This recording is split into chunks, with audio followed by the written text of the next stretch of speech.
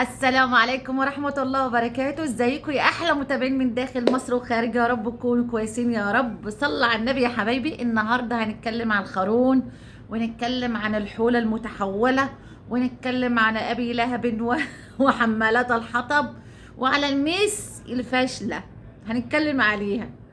ازيكم يا حبايبي؟ عاملين ايه؟ يا رب تكونوا كويسين يا رب. عايزه اقول لكم ان ما جيتش امبارح، وحشتوني قوي. والله كان عندي ظروف، بس مش هقول لكم كنت بجيب عيش لان كل الشراشيح حتى بتوع ابو لهب دي تقول لي ايه بتاع العيش لها فيديو عندي. لازم بتاع العيش هتتكلم عليا، حمالات الحطب هتتكلم عليا هي وابو لهب. بتقول لك بتاع العيش. الحمد لله ما كنتش بجيب عيش، الحمد لله كان عندي ظروف مش هقول عليها. الحمد لله. عايزه اطلع النهارده، كنت فرحانه النهارده جدا جدا. هقول لكم ليه انا فرحانه. اول حاجه نتكلم عن القارون يا جماعه. بعد ما استحمى قال لك اروح مين؟ اروح ازور المحلاوي اللي هو الشخاوي في المحله، عشان يمسك الست ام رنا دي لاجل ايه؟ الحمد لله لقيت ايه جاي افتح، لقيت اللي هم الشخاوي يعني بصراحه وشهم وحش عليه. لقيت جاي يعيط. قال لك يعني كنت هقوم على الست دي، ربنا قال له خد لهوه هات هيك عنها. حصل ايه؟ اللي الارباح بتاعته اللي هو عاطف الذهبي عملها له، وقفها له خالص. عارفه لان الارباح كام؟ 130 الف جنيه في الشهر. يعني 130 الف جنيه شخاوي من شتمتك على زاهيه يجي لك كده. وانا الحمد لله يعني بحمد ربنا اللي انا اقبض 100 دولار الحمد لله، وببوس ايدي يعني الحمد لله الشهر ده عشان اسطر واجيب حاجه لبنتي. وان شاء الله يعني هوريكم انا جبت ايه ان شاء الله، وهوريكم الفيديو باذن الله. لقيت حاسدين وباصين وعينهم عليها كده، استغفر الله العظيم يا رب. يعني عينيهم راشقه على كمان دي، ما يشوفوش واحد من يعني السب والقذف على زاهيه. وجاب 130 في الشهر غير اكتر من كده. يعني عشان ربنا عمل في ايه؟ لو هو كان هما رايحين عشان يقوموا على ام رنا وبيوروا لي اللي احنا اهو رايحين المحل اهو، وهو عارف كل حاجه عني وعارف طريقي بصراحه، وانا عارفه طريقه وهو عارف طريقي. يعني سبحان الله جاله هو عشان يعرف اللي يجي على ام رنا بيحصل له ايه. حتى عايزه اقول لكم يا حبايبي، هي ورت لنا بردك فيديو اللي فيه المفروشات جميله في المحله. اللي عايز اي مفروشات في المحله فعلا معموله، والله شرفنا كده، وانا اروح معاه وانا اجيبها له بذات نفسي. وعارفه اللي هم الجمله كلهم. شبورانا كان بيشتغل بالقسط يا جماعه في مستشفى الجامعه، كان بيشيل كده على الخروم. بيقول لك ده كان بيشتغل كان بيشتغل على كتفه وبيبيع بالقسط زي ما انا قلت لكم. واللي عايز مفروشات عارفه كل حاجه، وابيع له ان شاء الله. ان شاء الله اجيب له ان شاء الله مفروشات بالقسط مش بالقسط اللي هم بتوع الجمله باذن الله. نيجي بقى ننتقل يا حبايبي اللي هم هنتكلم مين؟ عن الحوله المتحوله. الحوله المتحوله انا شفت الفيديو لها امبارح. انا بصراحه قلت لازم اشوف. انا ما بشوفش الفيديو الا 5 دقايق بس لها، من السب والقذف اللي هي بتعمله في مدام هناء وولادها. بشوف بس المره دي بصراحه انا شفت يعني هي قعدت معاها بقى قلت اشوف للاخر هتقول عليا ايه بعد الفيديو اللي انا عملته عليه. اتابي لقيتها ما جابتليش سيرتي خالص. ليه ما جابتش سيرتي؟ لان انا بصراحه لو انا اللي ما قالت عليا كان هيخش على الفيديو بتاعي. اما قالت لي يم الزنا قلت لها، رديت عليها بنفس اسلوبها. اول مره ام رنا ترد عليها ماسكه ام الزنا ايه ده؟ لا لا، انت لك واقفه بقى. انت ماسكه مدام هناء واولادها وبصراحه ما بتردش. لا، انت خلاص لك واقفه. وقلت لها الشاطره على استاذ هشام ما بتجيب سيرته خالص. انت خايفه لا يطلع لك الفيديوهات والسيديهات. وقلت لها بقى اتابي ما جابتش سيرتي لان متابعينها اللي هم بتاع السيكو دول هيروحوا يخشوا على الفيديو بتاعه ويروحوا حققتها.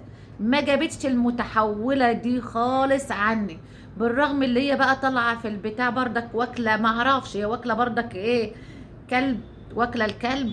وبعدين هي طالعه بره ما اعرفش هي متزوقه ليه، وهي عامله زي المتحوله. استغفر الله العظيم يا رب، هي اصلا متحوله والله. توك ابو رنا كان ما شاء الله اجمل منها والله. اوريكم صوره ابو رنا كان اجمل منها والله. متحوله شكلها راجل متحول. لو بصت لها يا جماعه راجل متحول. رافع سايبها كده مش عارفه. رافع مش طايقها. راجل مع راجل مش طايقها. هي سيبها لنا طول الليل تسب في مدام هناء للساعه 4 بس. فاضيه على مدام هناء. سخنة على مدام هناء. بتطلع جوزها في مدام هناء عشان رافع رمت طوبتها. ورافع مش طايق. فينك يا رافع؟ يا رافع يا ميخائيل يا لا رفائيل غير اسمه بقى رفائيل. يا رفائيل سايبها ليه؟ سايب الست دي المتحولة علينا ليه كده؟ الست دي والله تلاقيها سايبه رافع من غير غسيل وسايباه وسخ وسايباه ما بتطبخلهوش وسايبه عيال. هي مش فايقه الا تفلي فيديوهات مدام هناء. قاعده تنام للساعه 6 تقوم الصبح تقعد تفلي الفيديوهات القديمه اللي من 6 سنين. واللي تقوله تعيد. قال هي بقى ايه؟ هي كانت بتنط تاخد شجره الكريز. وعايزه اقول لكم حاجه كمان قالتها. انتي استغفر الله العظيم يا رب. بتقول لك ايه اللي هم بتوع رجاله ايه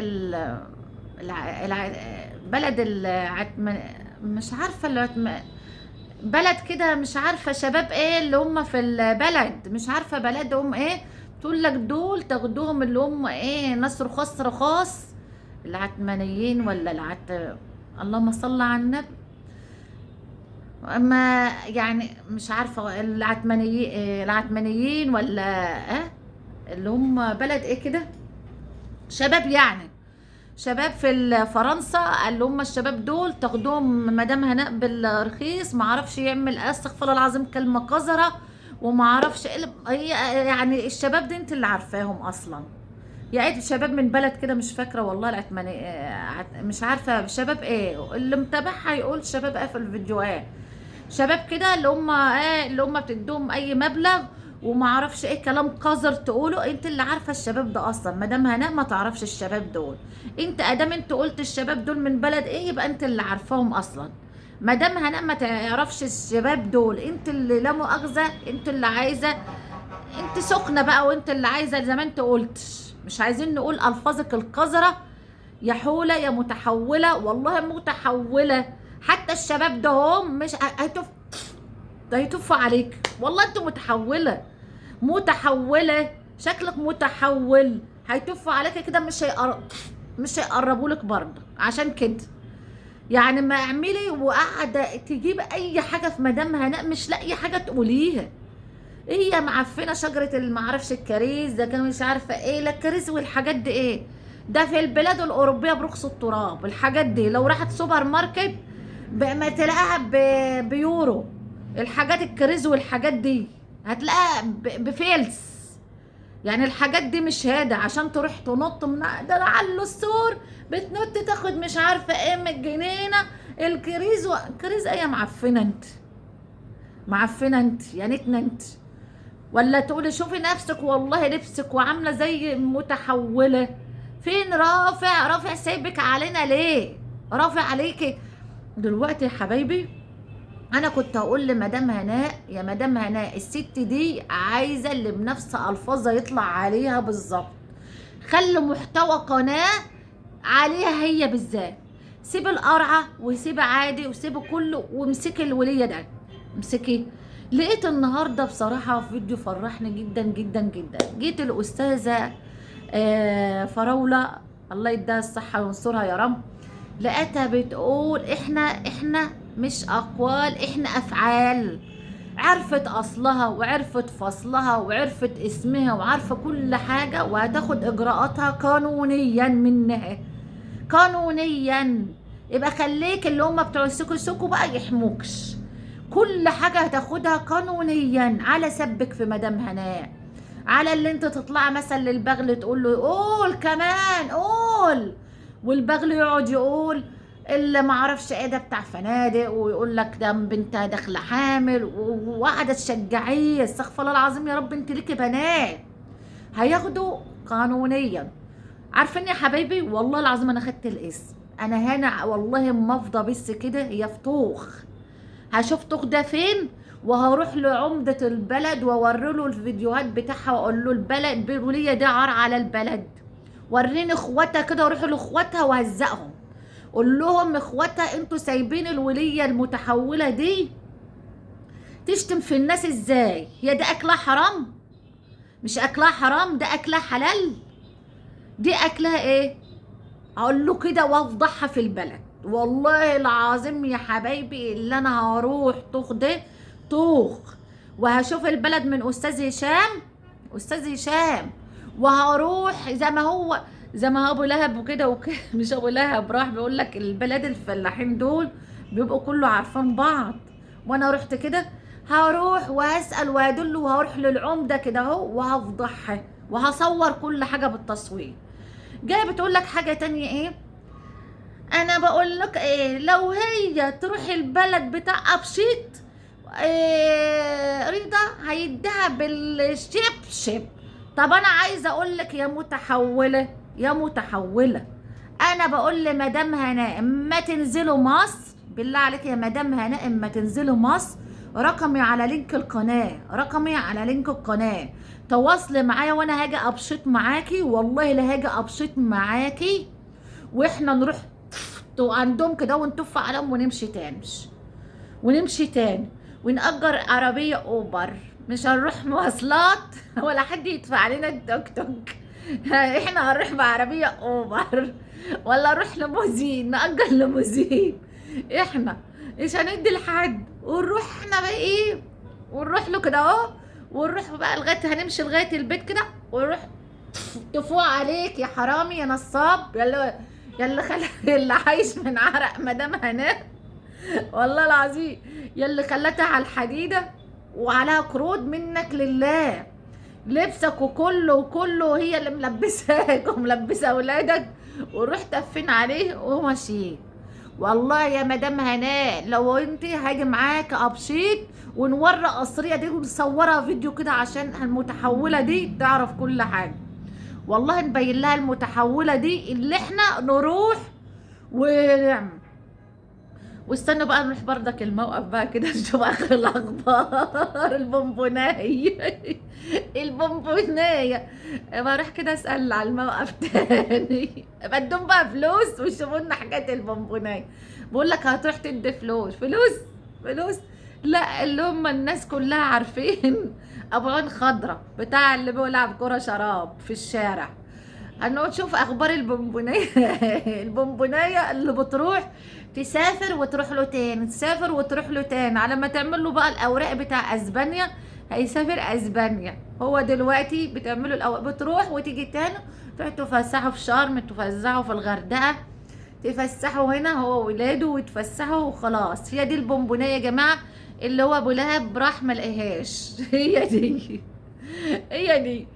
تعال نتكلم بقى مين على الميس الفاشله بتاع الحضانه اللي رسمه نفسها الاستاذه الميس. يقولوا لها يا ميس الميس. طبعا يا حبايبي اما بنيجي بصوا يعني هي تنقد مدام هناء، تقوم من الصبح تشوف فيديوها مدام هناء تتكلم تقوم بس واحده فاضيه ما وراهاش غير مثلا هاي بس عرض بس. يعني انا بشوفها كل ما افتح الاقيها كل ساعتين بتخيل على مدام هناء، وهي كل ساعتين بس عرض بس عرض. انت فاضيه يعني؟ انت بتنقدي الناس ومش عايزه حد ينقدك.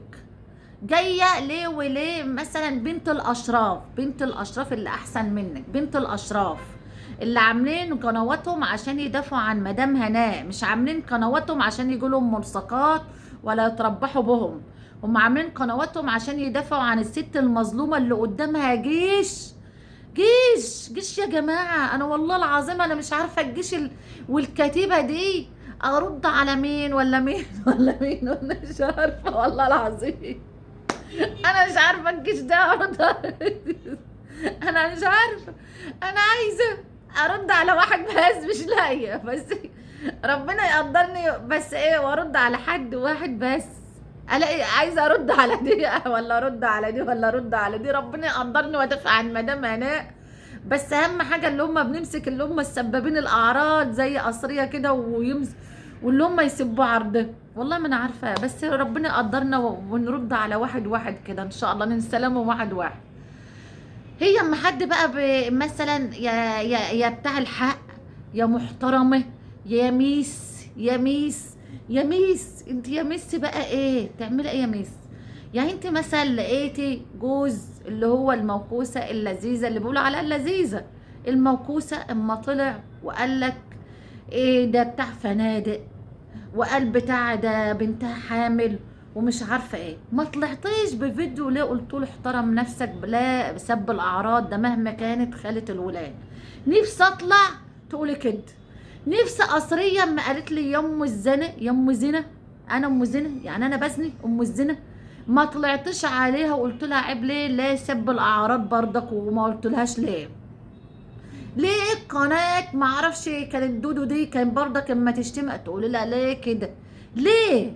يعني انت مع كده، واول ما حد ينتقدك وقال لك انت عامله بس يا جماعه انت مش رحمه نفسك بس، وعرض مش فاضيه لاولادك ولا فاضيه الا المدام هناء بتجيب سيرتها، لا ده اذا كان ماسكه النهارده لسه بفتح ما شفتش الفيديو الدار، اما هي مدام كلمه الدار واحمد وامل طلعت كمان فيديو، انت مالك؟ ما تقولي اللي تقوله، طلعت كمان فيديو الدار وما اعرفش وامل وما اعرفش، انت مالك؟ ما تقولي اللي تقوله، كمان انتقدتها في دي، في الدار وامل والكلام ده، انتقدتها في الدار دي، اي حاجه تنتقدها وتطلعها عليها ما تسيبيها، ما تنتقد قنوات تانية كتير بيعملوا حاجات كتير انتقديها فيها.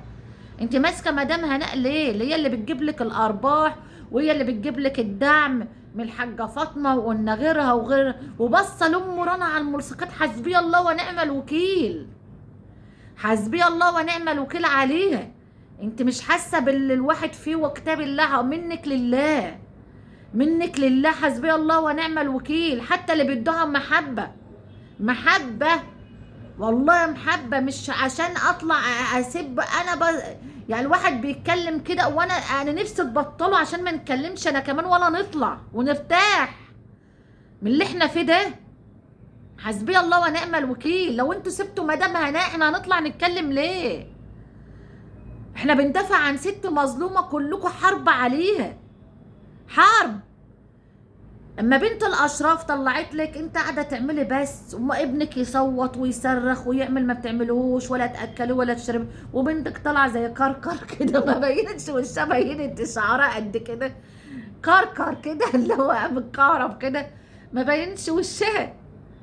يعني ما روحي سرحي لبنتك، حمي بنتك وسرحي لها كده بدل ما هي طالعه كده يا ولاد، وطالعه بقى ما صدقت يلا مطلعين بنتي. انا دخلت قلت ايه مطلعين بنتي؟ اما اروح اشوف الشرطي ده اما اروح اشوف الشرطي ده مطلعين بنتي، بنت الاشراف مطلعه يا بنتي ايه؟ انا عارفه بنت الاشراف ما تعمل، عارفه اخلاقها يعني. الاقي بنت الاشراف مطلعه مش مبينه وشها، هي مطلعه البنت ايه؟ عامله زي شعرها من كهرب. طب حميها، سرحي لها، اهتم بولادك شويه، مش بعد كل قد ايه ساعه، ايه دي كل ساعتين عرضي بس عرضي بس، وماسكانا احنا اللي سببنا اعراض، احنا اللي هنعمل، احنا اللي ده انا هاخد اجراءات. ما انت بتقولي هتقطع رزق الناس ليه بقى؟ هتاخدي ليه؟ وما يعني لو حتى عملت قناه ولا هتعملي حاجه، هو مش هنعمل 10 قنوات ونطلع عليكي؟ أو ولا بنت الاشراف مش هتعمل 20 قناه؟ لا ده ما اعرفش مين هيقفل لك قناه، ده انا قرصتي دي الدين، دي اللي انت تقرصي دي الاسلام، اللي انت تاذي مدام هناء عملت ايه؟ 6 سنين عليها قنوات بتحاربها، عمر ما اذت حد ولا جت على حد، وبقت تقول يلا كلوا عيش وجالكوا دعم وخير منه. ده انتوا تبوسوا، المفروض والله الملكه دي تبوسوا رجليها، والله ايديها ورجليها، اللي الخير والنعمه اللي انتوا فيها دي منها جابت شقق لناس، وجابت والله بيوت وذهب وكتير من ناس على حسها. حسبي الله ونعم الوكيل عليكم، مش عايزين حد يتكلم عليكم نص كلمه تطلعوا على ايه؟ وانتم ما تسبوه في عرضها، لا سيبوا، سيبوا عادي. ما تدافعيش عن اللي هم يا بتاع اللي احنا يا اهل الخير، يا انا حقانيه، انا كلمه الحق، انا ما بسبش انا. طب دافع عن الست دي، قولوا لهم بطلوا حتى سب، بلاش كده سب، حرام عليكم ما تسبوش كده. حسبي الله ونعم الوكيل عليكم. يعني اقول لك ايه يا ميس، يا ميس والميسي بقى يا جماعه، حتى المايك ومرسومه بقى بالمايك كده، بالمايك بقى عامله نفسها ده اذا كان مدام هناء، اللي عايشه في فرنسا مش مرسومه الدور بالمايك وعامله كانها ايه ده انا والله العظيم ده خلتني عايزه اجيب مكتب انا كمان وارسم الدور زيها جدا. والله هجيب المايك ده منين يا جماعه، واجيب بقى مكتب كده واقعد بقى زي بخلوصه يا رسمه الدور زي بخلوصه ام منقار ودي والله، ورسمه لك الدور بالمايك بقى، اللي هي ايه البت بقى ايه رسمه الدور ده. مدام انا مش عامله الدور ده، ولا الاستاذه فراوله والله العظيم اللي هي تعمل كده. عايزه اقول لاستاذه فراوله شابوه عليكي، شابوه والله العظيم. احنا فعلا مش عايزين، انا كنت بقول لمدام هناء اطلع عليها، بس احنا فعلا قالت احنا مش عايزين نشتم ولا نسب ولا نعمل زيهم، احنا ايه افعال وليس اقوال. شابوه عليك يا مدام، يا استاذه فراوله عليكي والله العظيم. عايزه اقول بقى لو هم حمالات الحطب وابو لهب. ابو لهب طبعا احنا ما يهمناش انت رحت ولا ما رحتش يا ابي لهب، احنا يهمنا يا عمو حسن اللي انت راجل تعبان. والله انا صعبت عليا في الفيديو اللي فات، لان انت تعبان مش قادر تتكلم، حتى بتخلي حمالات الحطب هي اللي بتتكلم عنك. يعني عايزه اقول لكم اللي يا جماعه والله الدنيا من فاتة من فاتة من فاتة. يعني ما تتكلمش على واحدة وتاخد دي نميمة يا عم حسن. انت ابعد عن كلام مدام هناء. انتوا في المانيا دلوقتي اعملوا محتوى حلو، اعملوا اطبخوا مع بعض، ورونا المانيا، ورونا. انت مش محتاج فلوس، مش محتاج فلوس عشان مثلا تعمل قناة عايز تسترزق منها. يعني ما شاء الله الحكومة هناك بتدوكوا دعم وبتدوكوا بتساعدكم هناك، حتى لو انت مش بتشتغل، وابنك ما شاء الله هناك بتشتغل. يعني مش لازمك القناة اللي انت تمسك مدام هناء عشان يعني انت ذات نفسك بتقول هزقوني، قول لي يا بنتي مش عارفة امي نظيفة، يعني انا مش عايزة اقولها، انت قلتها والله انا مرضاش اللي انا اقولها. طب قولوا ابويا مش عارفة دوج، لا ابويا لا ملوش دي. يعني ليه تجيب الشتيمة لابوك وامك عشان خاطر اللي انت يجيلك فلوس او تشتهر او القنوات تتكلم عليك، او ليه كده؟ انت مش محتاج عشان تجيب التهزيء وانت راجل كبير. يعني انا والله اما حد يمسكني وانا كده انا بيتحرق دمي ما بنامش واقعد اعيط. لو حد مسكني ولا الكلام ده انا ببقى زعلانه واقول ربنا يرحمني من اليوتيوب وقرف اليوتيوب وما يحوجنيش لليوتيوب والله العظيم اللي احنا بنشوفه ده. لكن انت ما شاء الله مبسوط وفي بلد. يعني هي مدام بتقول لك ايه اماني، بتقول لك ايه يا بتاع العيش ده انا اوريك اليورو. والله ده انت ساعتها ايه هتسيبي مدام هناء وانا لا. والله لو انتوا هتدوني مليون يورو، مليون، انا برضك هفضل ادافع عن الست دي لاخر نفس في حياتي. مليون يورو انا مع الست دي مش هسيبها، لانها ست مظلومه، ست مكافحه، ست شقت على عيالها، ست بالرغم اللي انتوا قوية جدا والله العظيم. ده الواحد يعني انا لما شفت الايام اللي فاتت والناس مسكوني انا والله العظيم عشانها انا قلت دي جبل، جبل اللي هي تستحمل كل ده والله العظيم، وكل القنوات دي والسب ده جبل اللي هي قوية. والله استغفر الله العظيم يقولوا ده مريضة، دي مريضة، دي نفسيا ده والله العظيم قوية جدا، وربنا بيقدرها وينصرها يا رب على كل الشراشيح دول. واحدة مكافأة، واحدة واقفة، يعني ست وراجل ومليون راجل اللي هي واقفة في بلد غريبة كده لوحدها وبتحارب ده بقوة. يبقى سيبها عمو حسن، سيبها في حالها، ما تتكلمش عليها. ربنا يشفيك. الولية اسمها ام حطاب بتاع حمالات الحطب ده، هتوديك والله النار، راكب حمار، هتوديك النار دي الست دي، ما تسمعش كلامها، خلاها هي اللي تتكلم، ما تتكلمش انت.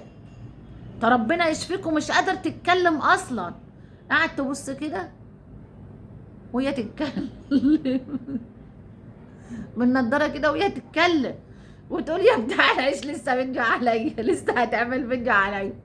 اعملوا محتوى حلو في المانيا، ورونا اللي واحنا نشجعكم ونتفرج عليكم. وبلاش اللي هي تمسك مدام هناء، ما تعرفش هي الظالم من المظلوم والله العظيم. يمكن واحدة تفضل مطلقة يقولك ايه، ده المطلقة دي وحشة، ده المطلقة مش عارفة ايه المطلقة. ما تعرفش هي يعني ظروفها ايه، ولا جه عليها ايه، ولا ده. حرام عليكم، حرام عليكم، ما تظلموش حد، وما تجيش عليها يا عمو حسن. ما تسمعش كلام حطبة الحطب واعمل لنا، وما تطلعش على مدام هناء.